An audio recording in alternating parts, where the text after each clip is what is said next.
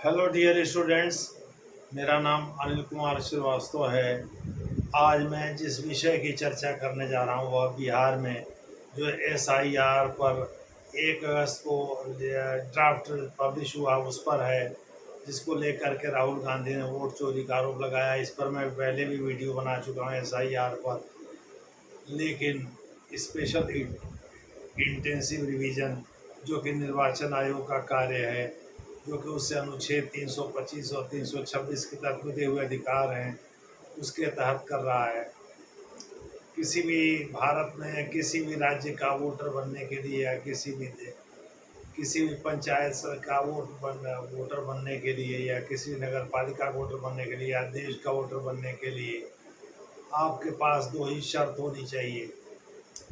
एक ही voter ID से आप सब जगह मतदान करते हैं तो भारत का नागरिक हो और 18 साल या उससे ऊपर की उम्र आपकी हो गई हो तो आप भारत के मतदाता हो सकते हैं। इसी के लिए एसआईआर किया जा रहा है, लेकिन एसआईआर में प्रशासनिक त्रुटियां हैं जो कि आज तक के सर्वेक्षण में कुछ सामने आई हैं। लेकिन ये प्रशासनिक त्रुटियां हैं, यानी निर्वाचन आयोग को सीधे सीधे इसके लिए जिम्मेदार नहीं ठहराया जा सकता। निर्वाचन आयोग इसके लिए जिम्मेदार नहीं है। जैसे कटिहार में जहां बाढ़ का पानी कोसी और गंडक जैसी नदियों के पानी से घिरे हुए गांव हैं मुसहर के, वहां मौसमी सिंह एक आज तक की संवाददाता हैं, वो गई तो उन्होंने पाया कि भाई लोगों के आधार कार्ड तो बने हुए हैं वयस्कों के, लेकिन उनके मतदाता पहचान पत्र नहीं है उनके पास, यानी कोई बीएलओ गया भी नहीं था उनके यहाँ। तो इसीलिए सुप्रीम कोर्ट ने कहा है कि भाई आधार कार्ड को भी आप पहचान पत्र के रूप में शामिल करिए। जस्टिस सूर्यकांत और जस्टिस बागची की बेंच ने इसको देखा था और बागची की बेंच ने जस्टिस सूर्यकांत की 2 जजों की पीठ ने सुप्रीम कोर्ट के ये निर्देश दिया था निर्वाचन आयोग को कि भाई वह आधार कार्ड को भी पहचान पत्र के रूप में शामिल करे। बात ये नहीं है, बात ये है कि भाई कोई न कोई प्रक्रिया उभार करके निर्वाचन आयोग पर ही सही आरोप लगा करके निर्वाचन को ही संदिग्ध बना करके लोगों के मन में शक पैदा करके राहुल गांधी चुनाव जीतना चाहते हैं। इसीलिए आजकल एक शगुफा बहुत तेज़ी से उड़ा है कि भाई ऐसा है मध्यावधि चुनाव केंद्र में कभी भी हो सकते हैं और मोदी का यह आखिरी भाषण है, जबकि सच्चाई है मोदी आगे भी कंटिन्यू करने वाले हैं। मोदी खुद चाहते हैं कि भाई मिड टर्म पोल हो, लेकिन वो नहीं चाहते इसका ब्लेम उनके सर पर जाए। वो चाहते हैं भाई चंद्रबाबू नायडू समर्थन वापस ले लें, किसी और में दम तो है नहीं उतना समर्थन जुटाने की। जाहिर है मध्यावधि चुनाव होना तय है और अमित शाह अचानक के बैठे हुए हैं। कहा जा रहा है उन्होंने वो भरपाई करने के लिए मतों की भरपाई यानी जो सीटों की भरपाई है उसको करने के लिए जुगाड़ बना रखा है पहले से। तो कुल खेल सत्ता का ही है। इधर राहुल गांधी, उधर राज्य में तेजस्वी यादव, दोनों सत्ता में वापसी करना चाहते हैं, इसीलिए खेल खेला जा रहा है।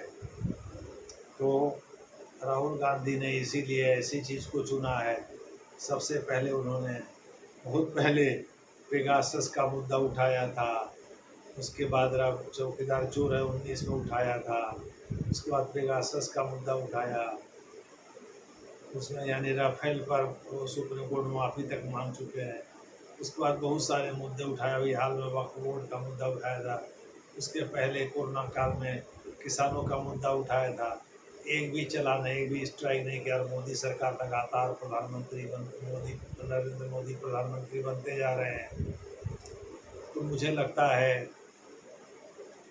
राहुल गांधी फ्रस्ट्रेट हो गए हैं चुनाव हारते हारते। 47 चुनाव अभी तक हार चुके हैं 2014 से, और कुल 98 चुनाव हार चुके हैं, 98 या 97 चुनाव हार चुके हैं। तो इस प्रकार से 2 चुनाव तो आम आदमी पार्टी की वजह से हार गए, जैसे पंजाब में और दिल्ली में। तो दिल्ली में 2 बार हार गई कांग्रेस और पंजाब में 1 बार हार गई। तो मुझे लगता है इसका श्रेय तो आम आदमी पार्टी को ही ज़्यादा है। सीटें कम हो गई गुजरात में और गोवा में, ये भी आम आदमी पार्टी की वजह से ही हो पाया। इस वजह से राहुल गांधी फ्रस्ट्रेट हो गए हैं। राहुल गांधी सत्ता में वापसी करने के लिए एकदम से प्रयास में हैं कि सत्ता में वो किसी तरह से वापसी करें, और इसी कोशिश में वो लोगों के मन में भ्रम पैदा करके चाहते हैं कि चुनाव जीत जाएं। इसी प्रयास में उन्होंने श्रीलंका और बांग्लादेश का उदाहरण भी दिया, जहां चुनावी प्रक्रिया को लेकर के लोगों ने विद्रोह कर दिया और वहां सत्तारूढ़ दल के खिलाफ विद्रोह का बिगुल बजा दिया और सड़कों पर उतर गए। वही राहुल गांधी भी चाहते हैं, लेकिन राहुल गांधी ये नहीं सोचते कि ये भारत है। यहाँ जिन लोगों ने वास्तव में मतदान किया है, अगर वास्तव में मतदान नहीं किया था तो 240 सीटें नहीं आती बीजेपी की। अगर चुनाव में चोरी का ही मामला है तो 400 पार का नारा दिए थे बीजेपी वाले, तो 350 तक बीजेपी के सीटें आ जाती। और दूसरी बात ये है कि डोनाल्ड ट्रंप साहब ने जो ऑपरेशन सिंदूर को लेकर उस पर भी राहुल गांधी ने सरकार को घेरने की कोशिश किया कि भाई कितने जेट हमारे गिरे, कितने राफेल जेट गिरे। जब पाकिस्तान कह रहा है 5 जेट गिराए, तो क्या 5 जेट वास्तव में गिरे? राहुल गांधी सत्ता में वापसी के लिए एकदम परेशान हो गए हैं। तो उन्होंने देखा कि भाई ऑपरेशन सिंदूर पर सफलता नहीं मिल रही है। उसके बारे में भी नरेंद्र मोदी ने कल लाल किले के भाषण में बहुत सारी बातें कही। पाकिस्तान को भी आईना दिखाया, इनडायरेक्टली उसमें उन्होंने अमेरिका को भी आईना दिखाया कृषि के किसानों के मुद्दे पर। और अगर ट्रेड डील हुआ रहता, वास्तव में ट्रेड की धमकी दे करके सीज फायर कराए होते डोनाल्ड ट्रंप साहब, तो निश्चित रूप से 50% टैक्स भारत पर नहीं लगाते और भारत डोनाल्ड ट्रंप के बातों के आगे झुक जाता।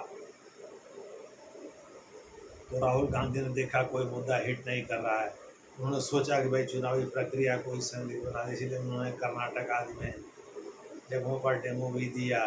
क्योंकि वहाँ उनकी सरकार है, वहाँ एक जगह उन्होंने 92 सदस्यों के होने का दावा किया और एक लखनऊ के श्रीवास्तव जी हैं, उनके ऊपर 4 जगह से मतदार सूची में नाम अंकित होने की बात कही। लेकिन उन्होंने खुद सामने आकर कहा कि भाई वो सरकारी नौकर हैं, उनका ट्रांसफ़र जहाँ जहाँ हुआ है वहाँ वहाँ उन्होंने मतदाता सूची में नाम दर्ज करवाए हैं और दूसरे जगहों से अपने नाम कटवाए हैं। ये तो नॉर्मल प्रक्रिया है, कोई कहीं भी अपना नाम मतदाता सूची में डलवा सकता है। इसीलिए तो निर्वाचन आयोग ने मतदाता पहचान पत्र को और राशन कार्ड को और आधार कार्ड को शुरू में नागरिकता के लिए नहीं जोड़ा था, क्योंकि इसमें तो कहीं का व्यक्ति कहीं भी मतदाता पहचान पत्र बनवा सकता है।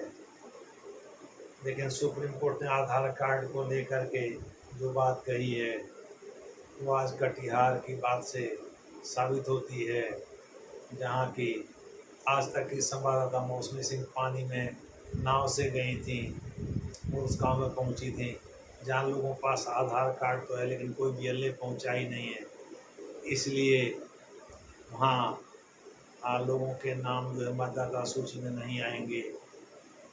अगर आधार कार्ड को आधार बनाया गया तो भले ही आ जाएं। अब ये तो निर्वाचन आयोग के ऊपर है। हालांकि RJD प्रवक्ता मधुमेह तिवारी आज सुप्रीम कोर्ट के फैसले की तारीफ कर रहे थे। उन्होंने सरकार के पक्ष को माना है। जिन 65 लोगों के नाम काटे गए हैं बिहार से SIR में, जिसमें कहा गया 22 लाख लोग मर चुके हैं, उनका भी नाम चल रहा है और कुछ लोग परमानेंट माइग्रेट कर चुके हैं। कुछ लोग एक से अधिक जगह आधार कार्ड बनवाए हुए हैं, मतदाता पहचान पत्र भी बनवाए हुए हैं। उन लोगों का भी नाम काटा जा रहा है। तो हो सकता है निर्वाचन आयोग से प्रशासनिक कोई त्रुटि हुआ हो। ऐसे में संभव है कि राहुल गांधी झूठ बोल रहे हों या राहुल गांधी एक दो कमियों को लेकर के आगे बढ़ रहे हों। इस पर वो लोग बरगलाने वाले नहीं हैं जिन्होंने एक्चुअली बीजेपी को मतदान किया है।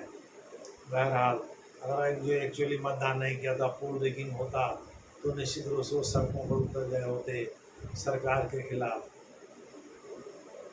राहुल गांधी यही चाहते थे, लेकिन उनका ये दांव अगर फेल कर गया तो ये आखिरी दांव है, इसके बाद तो कोई दांव बचा नहीं है जिससे कि संविधान और चुनाव पर वो अपनी बात कह करके लोगों को भड़का सकें।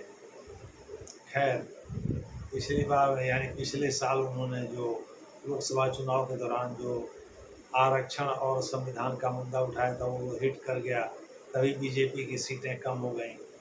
लेकिन वो सही, ये बात सही है कि सत्ता में आने के लिए दम से बेचैन है। देखना है आगे क्या। सुप्रीम कोर्ट 22 अगस्त तक का टाइम दिया है निर्वाचन आयोग को हलफनामा दाखिल करने का और डिटेल बताने का। जिन लोगों के नाम डिलीट किए गए मतदाता सूची से उनका डिटेल बताने का।